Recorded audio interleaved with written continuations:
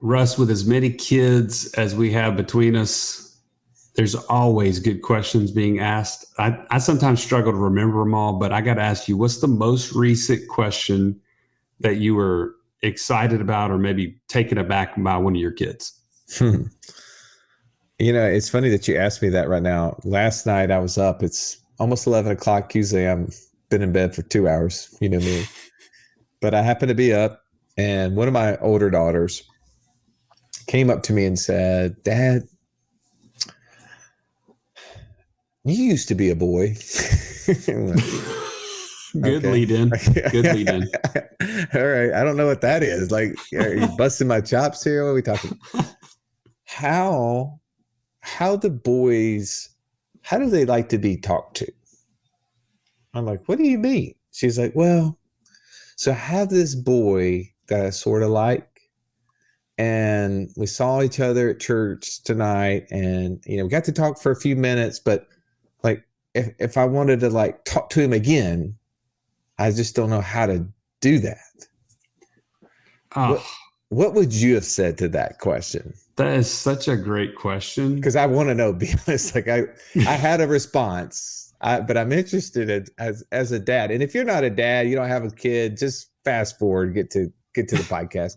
We're answering questions from our community today, but this is a little parenting 101. If you haven't gone through this, you're about to go through that, so you're going through this, maybe this is interesting. First of all, it's amazing that she asked you your opinion. That tells me a lot, right? She is respecting what you're saying because of your experience of being a boy. But I think the answer to me is just like, guys don't want a bunch of pressure, right? They don't want to be like put in a position where like they're in front of their buddies and this girl's trying to like talk to them, and now they feel like they have to give her all this attention. It's just kind of in passing, like, hey, how are you? What did you do this weekend? Just nonchalant, that it would grow and that your friend groups kind of become friend groups, no longer like separate packs. Yeah. And I think that's so maybe a good approach. Let me throw a little wrinkle in there, right? So I went sort of down that road. Hey, I think the best way to interact is in groups. This whole one-on-one dating is for the birds. 100%. Like, I know that is what the world shows, like, oh, you should start dating, go on little one-on-one dates. Isn't this so cute? No, that is stupid. You don't put, 15 to 18-year-olds together one-on-one. They don't know what to talk about. And the problem is it puts them in bad scenarios. Yes. Go in groups and do things, because then you're not, like you said, pressurized to talk to just one person, and you can see how they interact with multiple people. So I said that, and she said, well, Dad, the problem is with that is he's 2 years older than me. So he probably wouldn't, his friend group and my friend group probably just wouldn't naturally hang out. And I'm like, huh. And that's when you said, all right, no more talking. We're not having this conversation anymore. No. All right. So I'm going to tell you what I said, and we'll end this, because I've been thinking about this for a while, reading books on it, right? Never experienced it really up to this point. And I said, hey, here's the thing. If everything went right, if whatever happened the way you wanted, I'm sure you've dreamed this in your head already. If everything went perfect, what does that look like? And she said, well, I don't know. We would start dating, and, like maybe he would start pursuing me for marriage. And I was like, man, that's so sweet. I'm so grateful that that's the way your brain thinks. And I believe that that's what you really want. Now, can I say something without hurting your feelings? She's like, okay. I think so. I said, that's not what he thinks. That is not the way boys think. You're asking me for a boy's opinion. That's not the way boys think. Boys don't think 5 and 20 years down the road. They think about today and maybe tomorrow. Exactly. That's it. I was like, you're so far ahead of him mentally, in maturity. He's just not there. And unfortunately, what ends up happening is you have this one outlook on life and it's going to go this way. They have a completely different outlook, and it creates conflict. And that's why we see this whole broken relationship over and over and over, which is like little mini divorces. And then hence the reason why we should not create that pattern. I believe that one of the reasons we have so many divorces in America today, Joey, is because we've been taught how to date and how to get, when we're no longer compatible, quote unquote compatible, then we just break up and we just carry that forward into marriages. And I said, I'm not a fan of this. So I would say, let's take the pressure off of this. Stop worrying about this situation. If this was the right boy that God intended for you, he will find a way for it all to work out. Now, go to bed because I'm tired. All right, man. I love it. Enough of parenting talk. And by the way, if you think I gave the absolute wrong answer, send it to info@wealthwithoutwallstreet.com. Parenting advice gone wrong. I am all ears. And if you have a story that you want to share that will help me or Joey in the future, we will take it. info@wealthwithoutwallstreet.com. All right, Joey, let's pull a chair up to the table and belly up.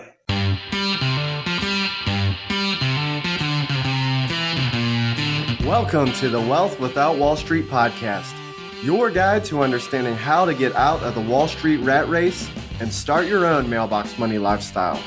Now, don't let these handsome Southern draws fool you.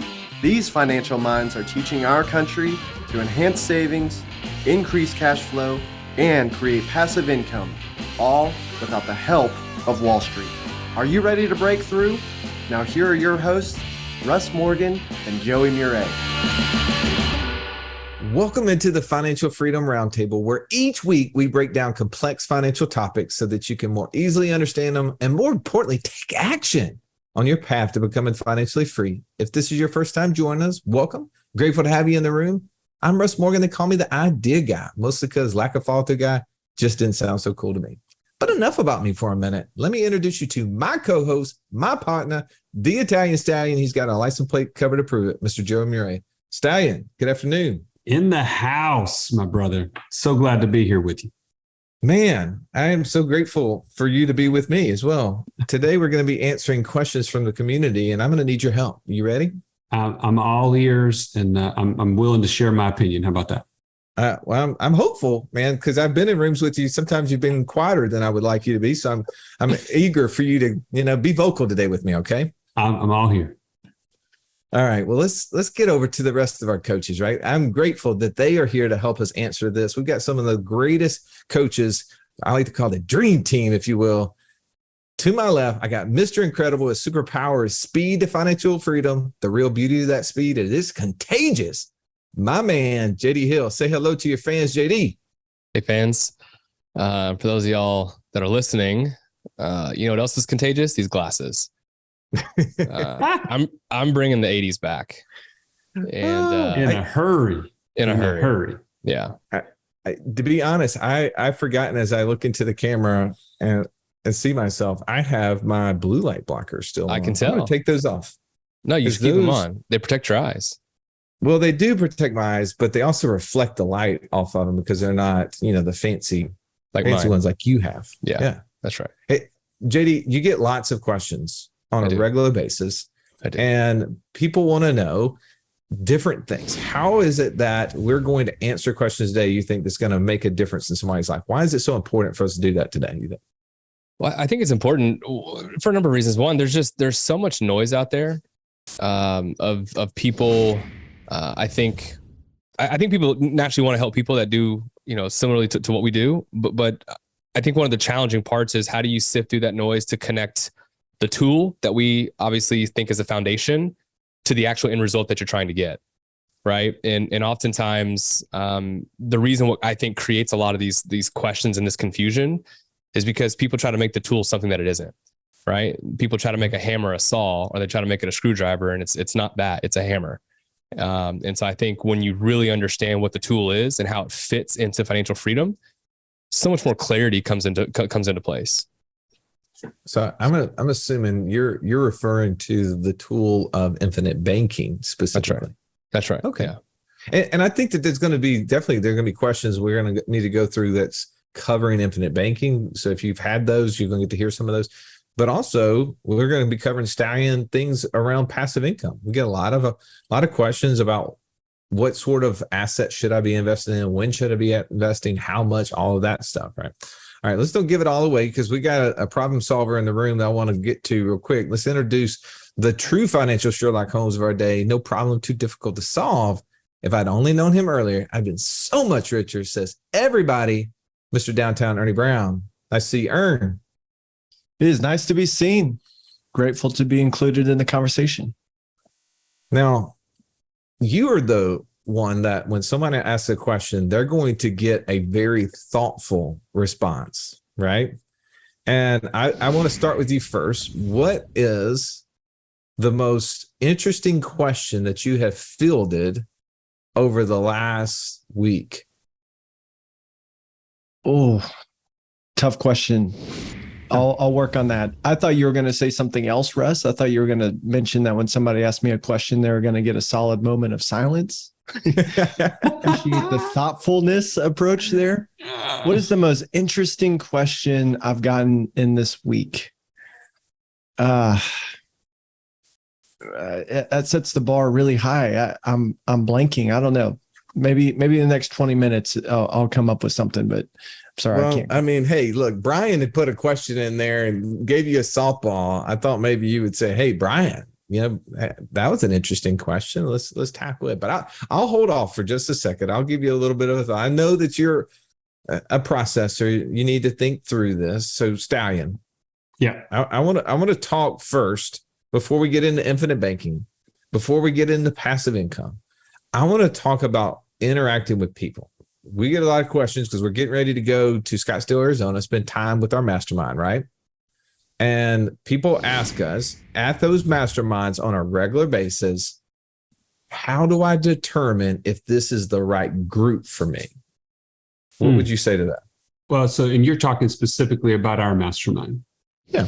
Yeah, this is great because I think sometimes you hear us talk about it. We've even done several podcasts with other members of our masterminds. You may have even heard us talk about those on other podcasts.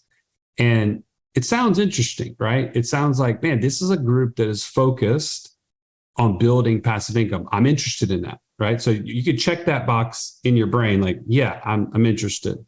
I don't have a lot of time. I have more money than time. I check that box. But what's it actually like about the people within that group?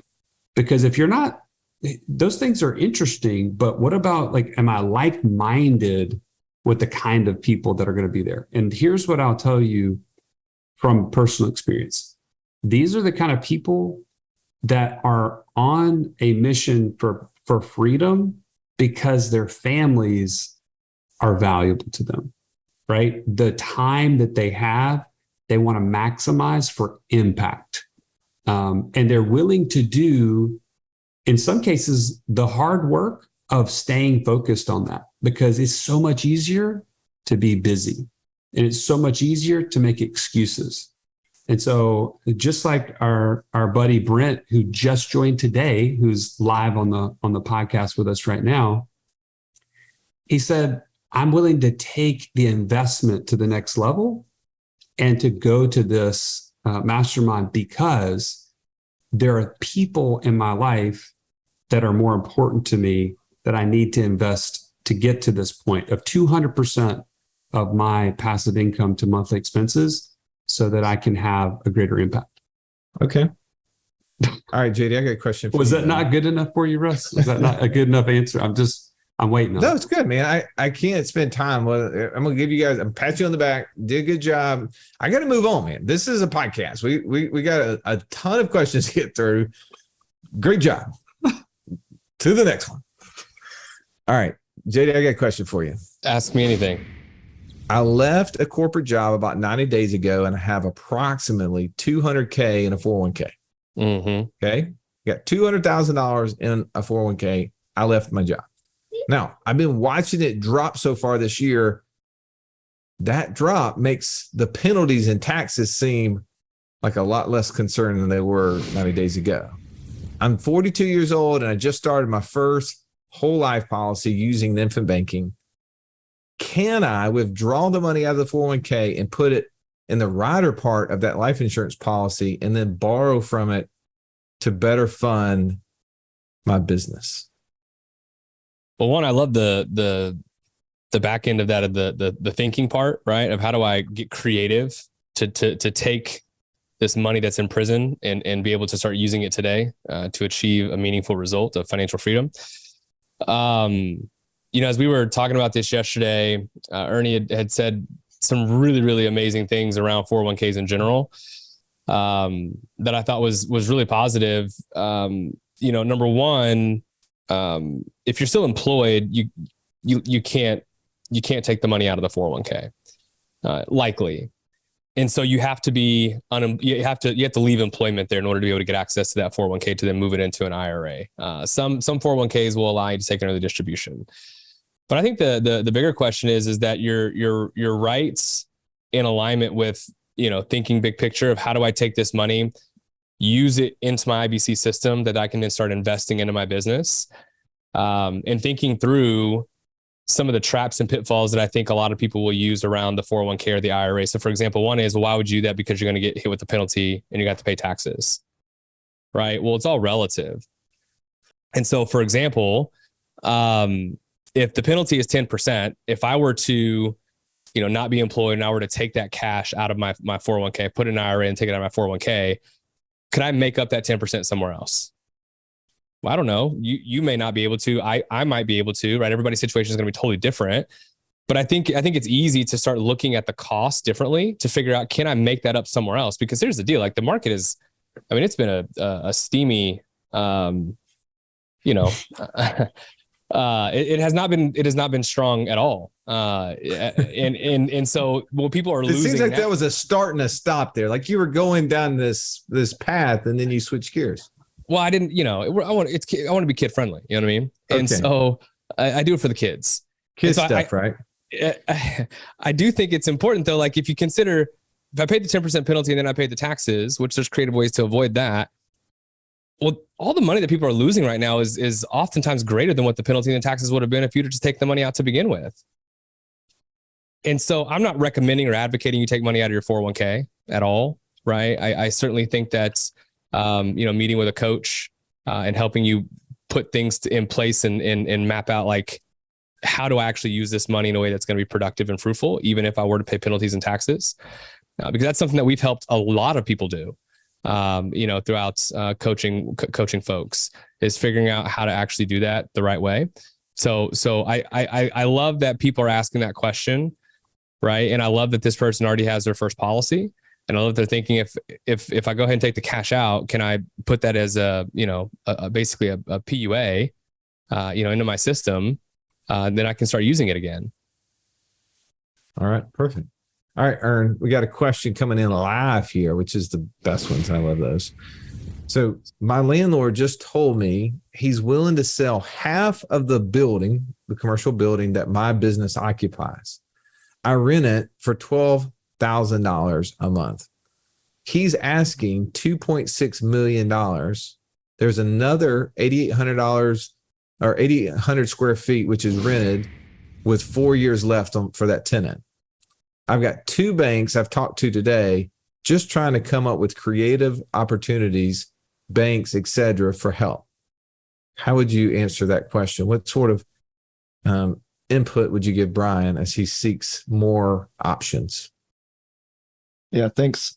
Well, we can certainly talk through this. This would be, I think there's a lot more questions that I would love to ask on the other end, but I'll just try to break down as I'm reading through this. Number one, it sounds like he's been asking this landlord about selling the business or selling the building because the landlord said he's willing. So there's been some conversation. So it sounds like he wants to. Should I do it? That seems to be the question that he's asking. Seems like the piece that he can buy is both what his business is already paying rent towards. He's in a lease, and that would also come with another space that's already rented and of 8,800 square feet. And then he's got this asking price, a potential sale price of 2.6 million. So how would we break this down? I would wonder, what is his rent? What is he paying rent right now? How would that relate? I think I rent 12,000. I don't know if that. No, that's just square That's the feet. That's the square foot. I foot. thought that was his rent. Okay. So what is the rent if he did buy it at that price and put a down payment on, got financing for the rest? He pays 8,000 for his 12,000 square feet. He pays 8,000 a month for the 12,000 square Yep. feet. Okay. Yeah. I would wonder what would the payment be on if he did purchase it, and then it would be a question of, well, what are you trying to accomplish in life? We know that the business is going to pay for a place, right? You either rent it or you own it. You're going to pay for that. Is it better for that to be going into your pocket long term, because we know the benefits of owning real estate, the potential to harvest equity or sell on the back end, the tax advantages that remain whether you lease or own are not so different. That's an expense to the business anyways. So does the ownership and the controlling that real estate for equity in the long run or future sale, does that help you get to your own personal end objective faster than continuing to just lease the space? And my gut is sounds like a great opportunity to buy this real estate through a separate entity than you're running your business, and allow your business to pay rent to that entity that's controlling the real estate. I've talked to several people who use that exact strategy, and that's a great win. So without knowing more about where that is, the value of that property, if that's a fair price, I like the idea. I want to hear Russ's take on this, because I think there's a lot of things that we did not ask or even know to ask in that situation.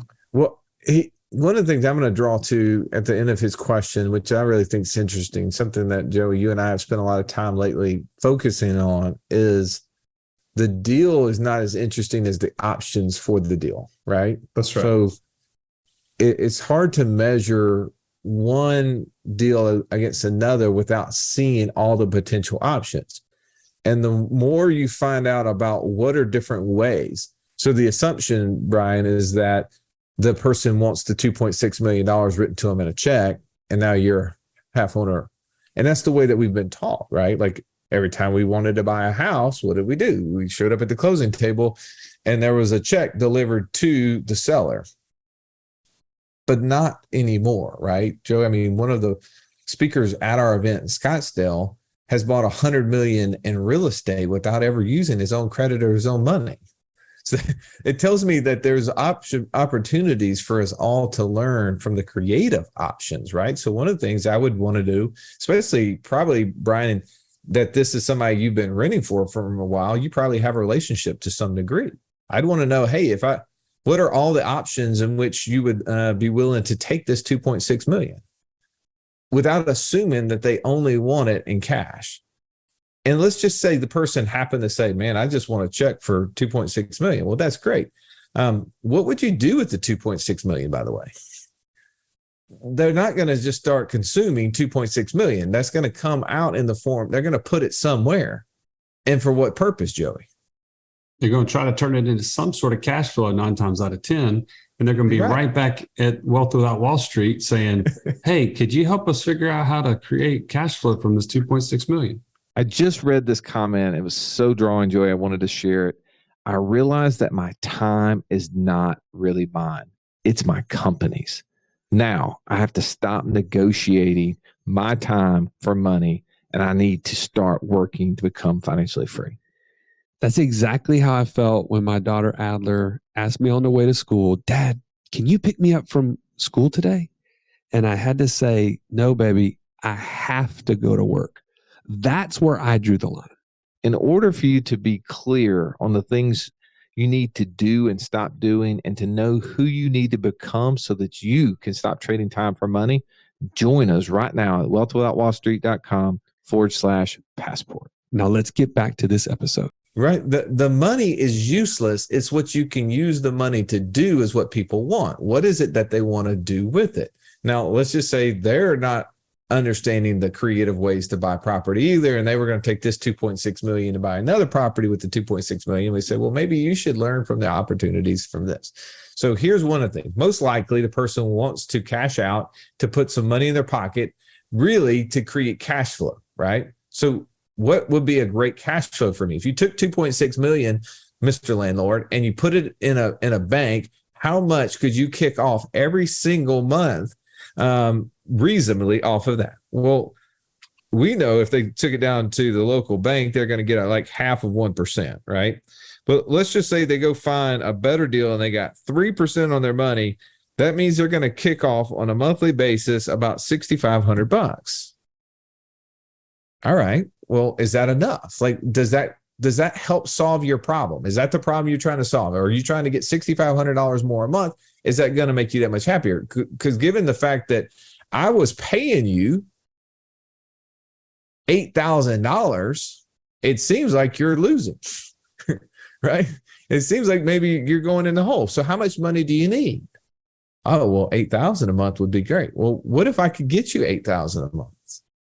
Could having them owner finance hold the note on this may be another alternative, right? Where I don't come up with 2.6 million out of my pocket. Maybe I come up with zero out of my pocket and I just start paying them a greater amount. So if I was paying them $8,000 to rent it, maybe I'm paying $10,000 to buy it. I don't know what the deal is. And so I'd be looking for what are the owner finance options out there. In addition to all the wonderful things you said, Arnie, like doing some research, finding out, yeah, I got a 4-year lease. Well, is that tenant going to renew? I'd want to go talk to that tenant. Is there other space out there? What's the availability for that? How's this? If I were to move out of my space at some point, how competitive is the market for this building? There's lots of things, but I would say thinking creative is where I would go first. Trying not to ever buy it with your money, because I think we said that the last time. The worst way to do a deal is by writing a check. And yes, you can go get money from a bank, but what if there was a better way? What if you didn't have to go on the hook for that? You'd have to use your credit. You use the seller's stuff. So that's my thought. Hey, can I just jump in with one question? Please. The only thing that y'all didn't talk about is how did he come up with the valuation of 2.6 million to begin with? And if you don't understand how commercial properties are valued, it's all off of NOI, right? Net operating income. So what is his actual net operating income on this piece of real estate? If you don't know that, then you don't know 2.6 million is a good price, a bad price, or what it is. That's just a simple thing that I would just start with and then get to what Russ is talking about from the creative way of saying, okay, I like this deal. It makes sense for me because the NOI is XYZ. And I see this in an appreciation area, or there's a way I can add value to push that valuation up. Now I've got a really good deal. Now, how do I buy it? Yeah. That's just my 2 cents.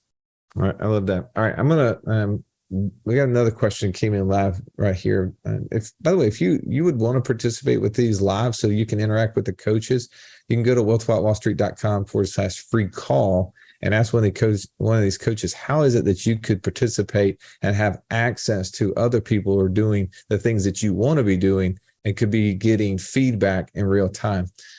Ben asked the question, I've been going through this right next thing process, which is what we do with every single member that comes into our inner circle. And up to this point, I've done a lot of things, and unfortunately, they haven't worked. My Roth IRA, my 401k, 529 plans, stock market, etc. All these things have led me not to where I want to be, which is having 200% of my passive income. I am at 17% so far. Kudos to you, Ben. But with the help of the group, looking forward to getting focused on the right next steps and taking action. So here's the question. How should I be thinking about my next best step? JD, how would you walk Ben through that process to understand what would be the right next thing for him? What would be the right next step so that he's not afraid of taking action and he can move in the right direction without spinning his wheels? Well, and I think what he's referring to is our right next thing that we walk people through. And it walks people through, basically 5 different components on where you stand. If you were to grade yourself from a D to a C to a B to an A. A D is needs help all the way up to an A, a superpower, around your strategy and your plan, your infinite banking, your passive income, your tax strategy, and your structures and your planning.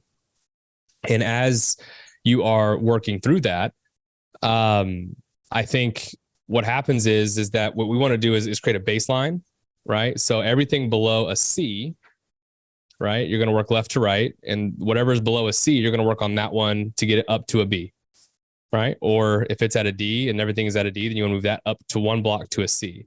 Go ahead, Russ. Judy, let me ask you a question. Why is that so important? Why do we do it that way? Like, why is, like, for somebody's, for Ben, he asked passive income, for instance, right? I want to get my passive income from 17% to 200%. Yeah. But if his strategy and planning needed an upgrade or needed help, if infinite banking was only good, why would we not focus on the passive income, the thing that he's saying he really wants? Why would we focus on strategy and planning first and then move to the passive income?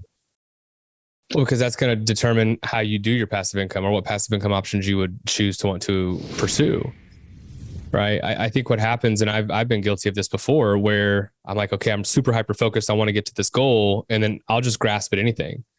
And so I get shiny object syndrome, where I'm like, oh, I like this one, or oh, I like this one too. Like, I like land flipping. I like short-term rentals, right? I like, get multifamily and commercial. Like, there's all these different options that are out there. But if you don't have a good framework for how you're going to actually get there, which starts with the strategy and the plan, what the goal is, what the vision is, then I think that's that I think you end up wasting more time than you actually do making progress.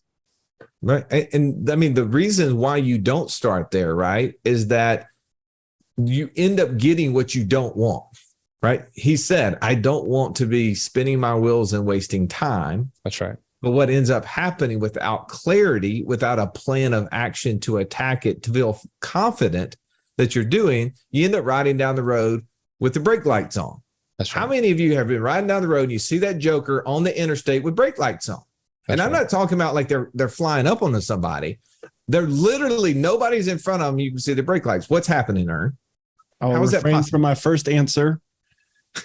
Second answer is you're getting angry at them, and they're not very happy with themselves either. They're ashamed of themselves. What I'm asking is, how is it that someone could be driving with brake lights on?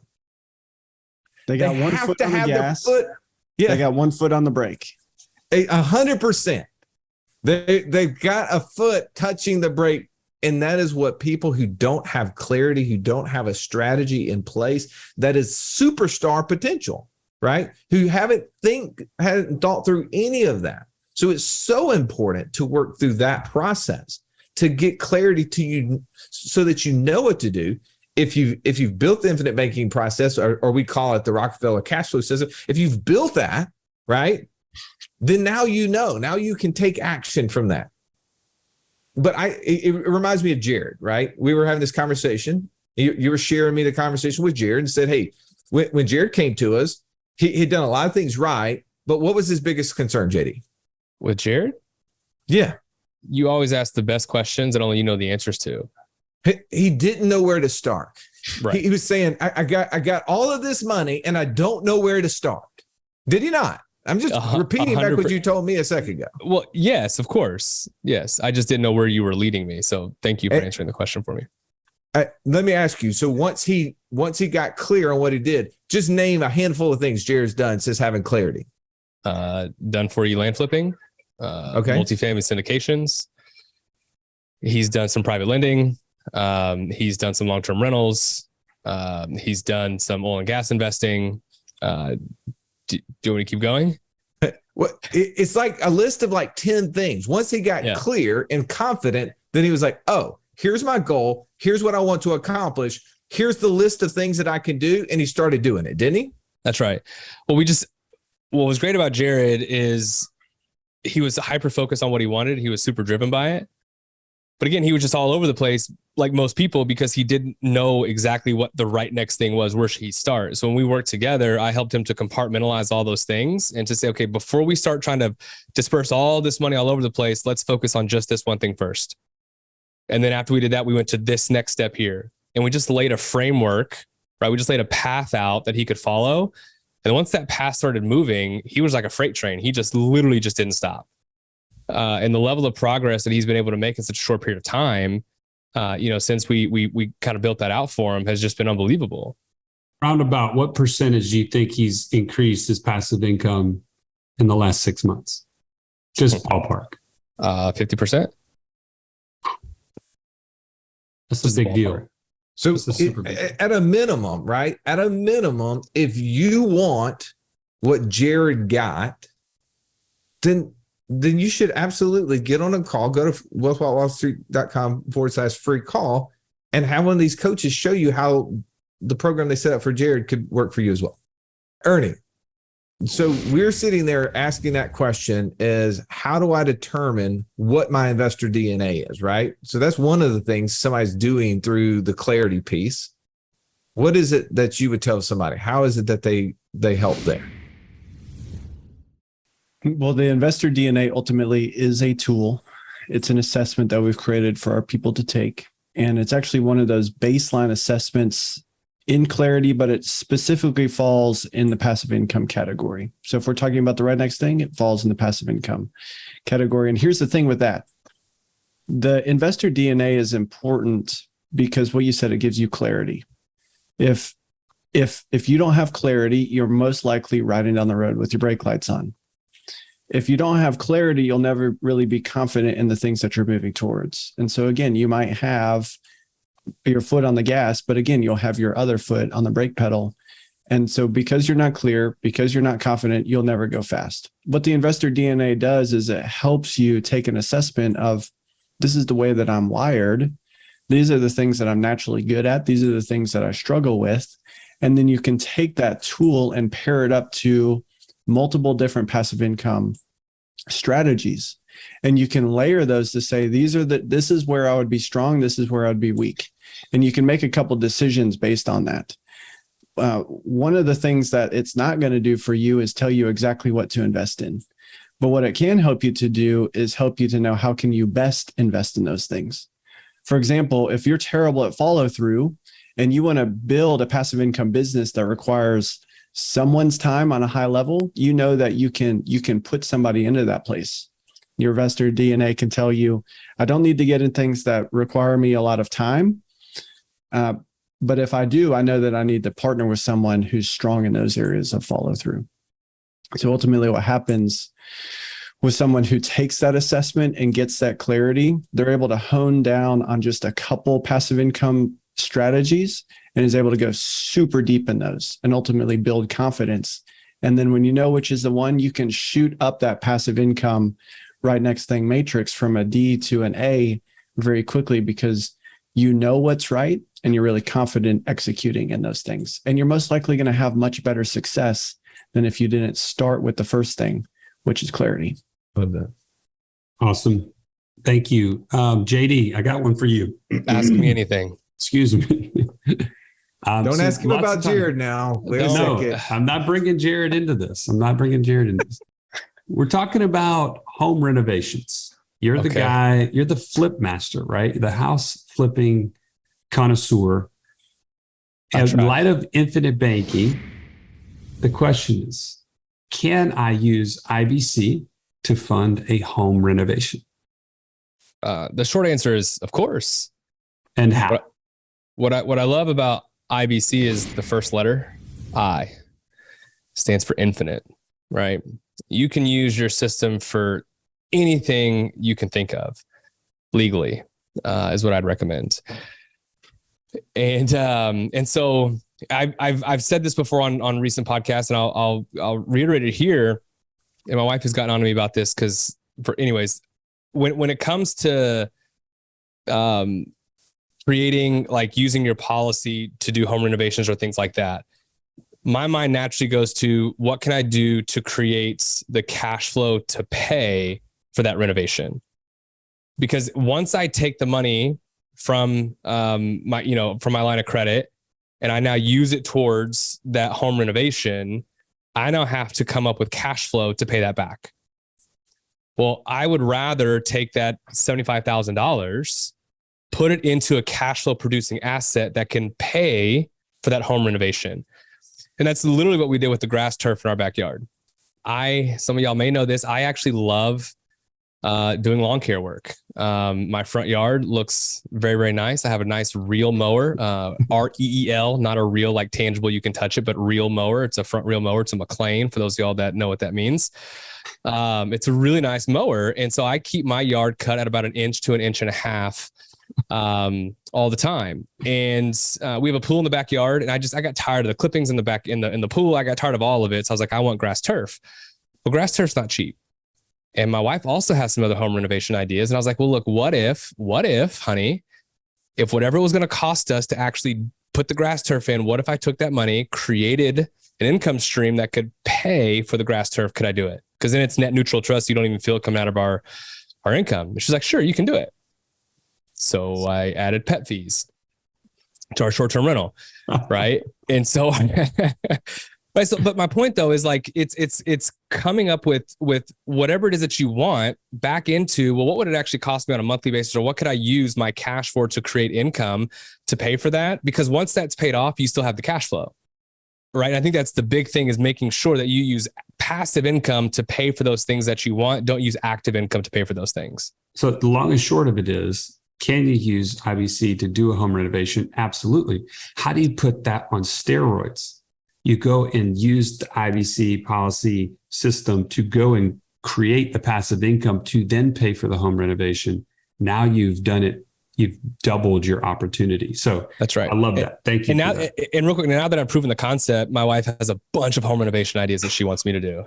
It's kind of like give a mouse a cookie kind of opportunity. I mean, if you're calling my wife a mouse, so now I got to come up with some other passive income ideas so that we can get those other home renovations going. That's right. I think the point to today, right, is there's lots of ideas. If you're the first thing every one of these coaches would do, if you were asking them this questions, and it's hard in this environment, right, is to ask more reasons behind the question. Why is this important? And why is this important to you right now? So if you have a question for one of these coaches, I'm going to take you through this framework before we leave so that you can go through it and you might solve the question for yourself. Why are you asking this? Why is that important to you? And why is that important to you right now? Is that the best question that you should be asking right now? Meaning, is that the thing that's going to help you get closer to financial freedom in the time frame that you want it? And what are all the things that you need to know about the question so that you can ask a more intelligent question? Because sometimes the question that you're asking, you get an answer, and then you leave the person who has the knowledge and you realize, man, crap, I got an answer to a question I really didn't want. I wanted this other thing. And I missed the opportunity to ask the person when I was with them because I asked the wrong question. So are you asking the right question? And I would challenge you to dig deeper into what you're doing and then try to put it like JD just gave us an example. I'm asking this question because I would like to try to do this. There's a case study, right? There's an example of how you want this to work out. There's a reason why you're thinking about this. I'm asking a guy a question earlier today as I'm thinking about investing in something. Hey, have you actually been there and seen this done? Well, why am I asking that question? I'm going to follow that up because I'm just wanting to confirm that this stuff exists before we go and do the next level. Yeah. Oh, yes, I have been there. I have seen that done. I know that that's what you're looking for. Okay, perfect. That's what I really want to know. I want to know the due diligence behind it, right? So that's a framework that you could walk through by yourself before you get to a coach who's going to ask you these deeper questions, and you can utilize your time with them as wisely as possible. All right, Ern, final thoughts for today. Well, I think that is a great final thought for you, Russ. The one thing that I'll add to it is you're not always going to ask the perfect questions when you get together, right? So what a great opportunity in our inner circle for us to engage and ask each other questions on a weekly basis, but also have consistent training times that we've set up on the first and third Tuesdays. So don't put all the pressure on yourself to come up with the perfect question, right? You don't have to go get the answer before you can know what question to ask. this is a process. This is a journey, a learning journey. And the benefit of existing in the inner circle is that not only do you have an opportunity to ask a question one week and come back and ask the next question, but you also get to hear the questions that others are asking. So I know in a minute, we're about to jump in to the community at large, and I'm sure there's going to be many more questions, and I look forward to those because I learned from them. And that's the opportunity for you as you listen to this to get access to that same opportunity. Great point. JD, final thought. I've been in this industry for almost 15 years.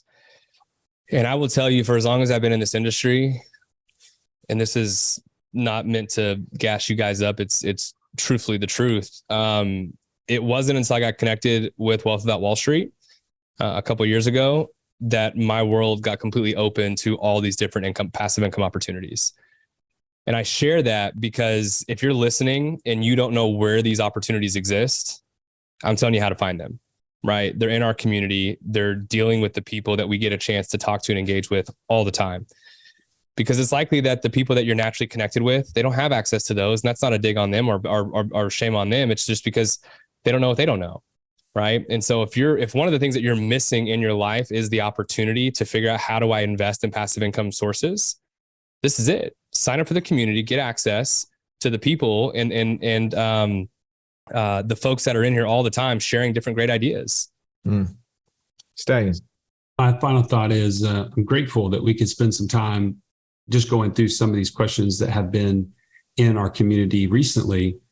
But this is not a rare thing except on the podcast, right? In the inner circle, you're getting access to these kind of questions and you're being able to ask these kind of questions every week. And let me just say, one of my highlights from the inner circle and from the Passive Income Mastermind, the very first week of each month, when we have a speaker come in and they share either a passive income idea, a tax strategy, or an infrastructure strategy. And after that speaker leaves, that is when it gets really exciting, because now I can ask a question or I can provide my perspective on whatever that content that was just shared. And then I get to hear from the whole room, everybody's perspective on that particular thing. And it never ceases to amaze me how at the end of that, little things in my brain have changed because of the feedback from everybody around you. That is the kind of thing that you need on this journey. It will absolutely give you light speed towards your goals because you're able to borrow that collective mindset, experience, and motivation. So that's my final thought, and grateful for this time. Every single week, as we do the intro, Joey and I awkwardly trying to do it in unison, say, let's belly up. And what we're talking about is bellying up is a Southern term for getting face to face with people, but we're doing it at a round table. The purpose of a round table is so that you can see and hear those around you and can take input, as compared to being at a table where you're all shoulder to shoulder and you've been there, you've gone to an event at a larger group, and the person who's 2 chairs down to you on your left or your right, you really don't get to communicate with them. You don't get to hear what was said. That's the environment most people are in. If you're in that environment and you want to belly up, take advantage of the opportunity these coaches can share with you. Go to wealthwithoutwallstreet.com. One more time, wealthwithoutwallstreet.com/free call. Thank you so much for taking time out of your day to listen to this. We know your time's valuable. Hope you find some nuggets in here that you can use. If you hadn't already, please take time to rate and review the show. That's how people find us, and that's how we can beat the big tech algorithm. Have an amazing day. This has been the Wealth Without Wall Street podcast. Don't forget to subscribe to the show to break free of the Wall Street mindset and begin building wealth on your own terms in places you understand, so that your wealth will never run dry. See you next episode.